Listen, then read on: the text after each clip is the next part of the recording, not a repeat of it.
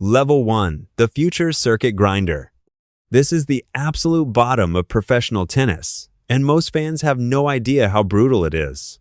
Players at this level compete on the ITF World Tennis Tour, the lowest rung of professional events, where total prize money for an entire tournament can be as low as $15,000 to $25,000.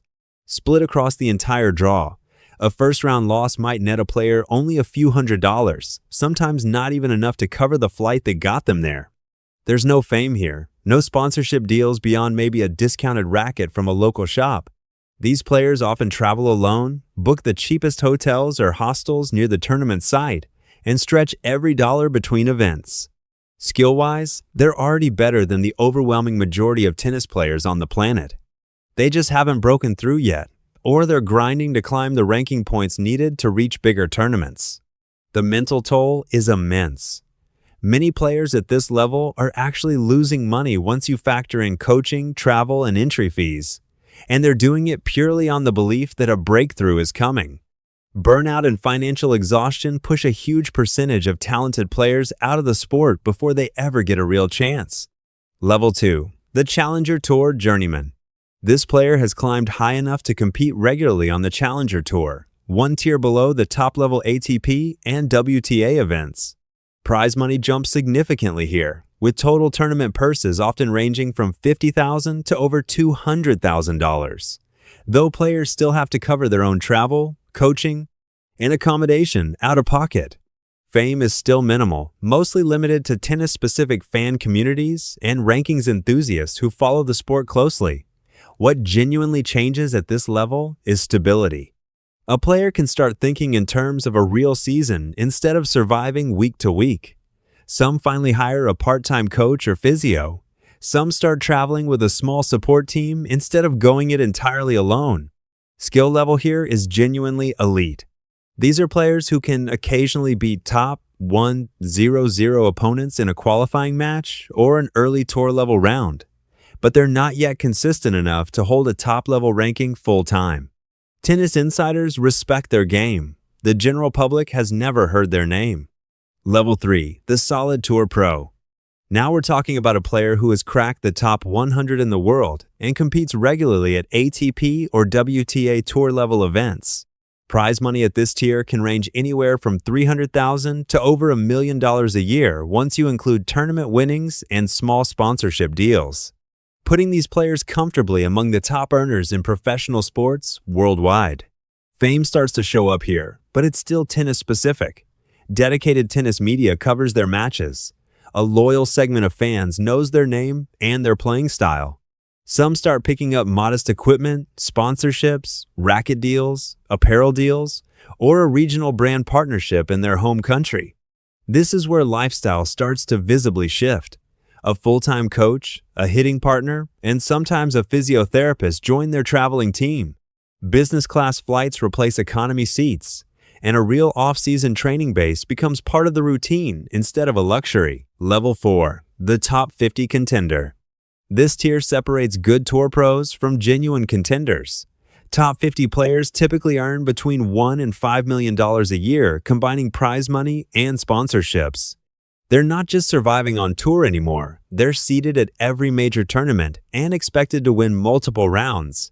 Fame expands well beyond the tennis-specific bubble now. National sports broadcasts mention their name during Grand Slam coverage. They show up in mainstream sports conversations, not just tennis forums. Some start picking up national endorsement deals with major racket, apparel, or watch brands looking for a credible, marketable face. Lifestyle-wise, this is genuinely comfortable territory. A dedicated full-time team, including a coach, physio, and hitting partner, travels with them to every event. Property investment becomes common, often a home base in a tax-friendly country, and public recognition starts happening outside their home country at major tournaments. Level 5. The Top 10 Elite. This is elite territory. Top 10 players are legitimate Grand Slam contenders every single time they step on court. Annual earnings, including prize money and endorsements, regularly exceed $5 to $15 million, especially for players who reach multiple Grand Slam quarterfinals or semifinals in a season. Fame becomes a full-time asset at this level. These players have dedicated management agencies handling brand deals completely separate from their coaching team. National and international commercials, major apparel campaigns, and appearances at global tennis exhibitions become normal parts of their calendar. Skill-wise, these are the players who redefine what's possible on court. Highlight reels of their matches circulate constantly across social media. Opponents don't just prepare a general game plan, they build entire specific strategies around neutralizing this one player's signature shots. Level 6. The Grand Slam Champion. At this level, the player has won at least one Grand Slam title and broken out of the tennis world into mainstream global recognition. Annual income can reach $20 to $40 million or more. But at this stage, off-court income from endorsements, appearance fees, and business ventures often rivals or exceeds their actual prize money. These are players whose names are recognized by people who don't even follow tennis closely. They appear in major global ad campaigns, launch their own apparel or fragrance lines, invest in other companies and startups, and sometimes explore business ventures far outside the sport entirely. Their public appearances get treated like major celebrity events, with international press covering their every move. Fame at this level comes with a real trade-off. Privacy becomes nearly impossible. Every practice session gets photographed. Every relationship becomes tabloid material. The scrutiny follows them from tournament to tournament all year round, with almost no true off-season. Level 7. The Generational Legend. This is the rarest tier in all of tennis. We're talking about maybe a handful of players per generation, the ones who win multiple Grand Slams across many years and get discussed in the same breath as the all-time greats before their careers are even finished.